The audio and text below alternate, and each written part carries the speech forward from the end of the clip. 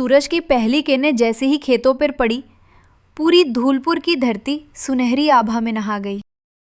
खेतों में ओस की बूंदें मोतियों सी चमक रही थीं। बैलों की घंटियों की मधुर टन टन और मिट्टी की गंध हवा में घुली हुई थी। पक्षियों की चहचहाहट के बीच रामू अपनी झोपड़ी के बाहर चूल्हे में लकड़ी डाल रहा था।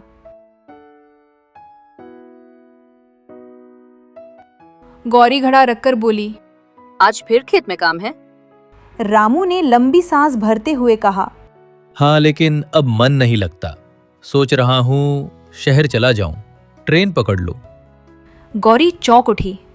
शहर? अकेले? गौरी, यहाँ रोज वही संघर्ष। मैं चाहता हूँ कि हमारे लिए कुछ बदले। गौरी के चेहरे पर चिंता और प्यार दोनों झलक रहे थे। अगर जाना है तो ये माला ले लो, माँ ने दी थी, संकट में रक्षा करेगी। रामू ने माला को श्रद्धा से लिया। उस पल उसके मन में एक अनजाना आत्मविश्वास जागा। गांव के बीचों बीच पंचायत भवन में सरपंच ठाकुर साहब कुर्सी पर बैठे थे। इधर उधर खड़े लोग पंचायत की बातें कर रहे थे। रामू ने कहा, ठाकुर साहब, शहर जाने की इजाजत चाहिए, स्टेशन तक जाना है। ठाकुर साहब हंस पड़े। तू शहर? ट्रेन में? ट्रेन तो बड़े लोगों के लिए होती है रामू, तू बैलगाड़ी में ही अच्छा है। गांव वाले खिलखिलाकर हंसने लगे। रामू शहर जाएगा, वहां तो लोग अंग्रेजी बोलते हैं।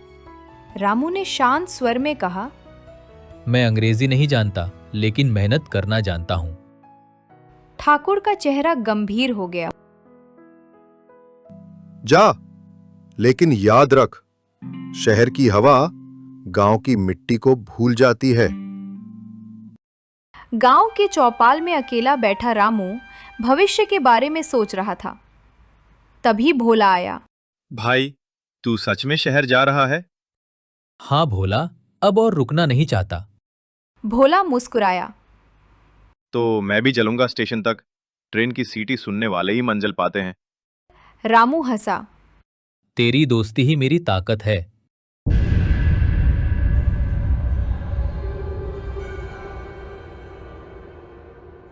गांव से दूर पुराने जंगल के बीचों बीच एक टूटी फूटी हवेली थी। हवेली के बीच के खुले आंगन में आग जल रही थी और उसके चारों ओर अजीब अजीब मूर्तियां रखी थीं। किसी में खोपड़ी जड़ी थी, किसी में लाल कपड़े और हड्डियों के हार लटक रहे थे। उसका शिष्य नाटा और डरपोक धीरे से बोला, गुरुजी, गांव में सुना है रामू शहर जाने की सोच रहा है। काले बाबा ने मंत्र रोककर उसकी ओर घूरा। रामू, वही लड़का जिसकी माँ मेरी बात नहीं मानी थी और जिसने तुलसी का पौधा लगाया था? शिष्य ने सिर हिलाया। काले बाबा का स्वर भारी हो गया।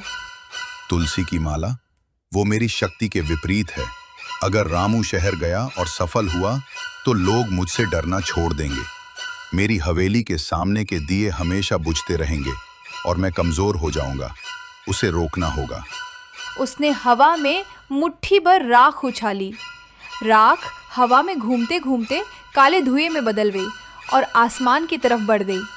अगले दिन गांव में अफवाह फैलने लगी, जो ट्रेन पकड़ने जाएगा वो लौटकर कभी नहीं आएगा। काले बाबा के शिष्य हर चौपाल में जाकर धीमे धीमे ये बातें फैलाते रहे। शहर जाने का मतलब है बाबा का कोप, बाबा का श्राप। रामू ने इन बातों पर ध्यान नहीं दिया, लेकिन उसने महसूस किया कि लोग उससे नजरें चुरा रहे हैं, जैसे वे डरते हों कि कहीं बाबा का श्राप उन पर भी ना लग जाए।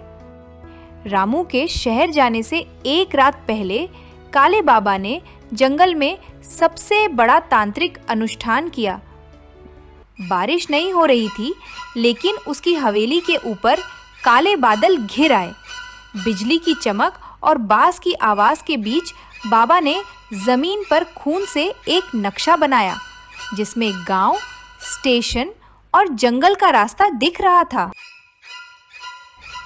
लेकिन बाबा ने अपनी आंखें बंद कर लीं और मंत्रों का अंतिम दौर शुरू किया। अगली सुबह स्टेशन सुनसान था। आसमान में काले बादल थे, लेकिन हवा गर्म और घुटन भरी थी। रामू और भोला स्टेशन पर पहुंचे, लेकिन ट्रेन कहीं नहीं दिखी। बस उसकी सीटी की गूंज थी, जैसे वो कहीं पास हो पर अदृश्य हो। रामू ने गौरी की माला को कसकर पकड़ा। तभी पीछे से सफेद कपड़ों में एक बूढ़ा साधु आया, जिसकी आंखों में अजीब सी चमक थी। तुम्हारी राह को अंधकार ने बांध दिया है। माला को हवा में घुमाओ और अपने इरादे को पुकारो।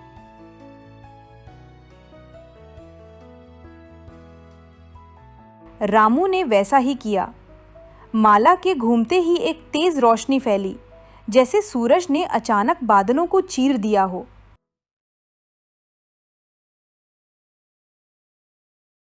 उसी पल जंगल के भीतर काले बाबा की हवेली में आग की लपटें उठीं। उसकी मूर्तियां टूटने लगी, राख इधर उधर उड़ने लगी।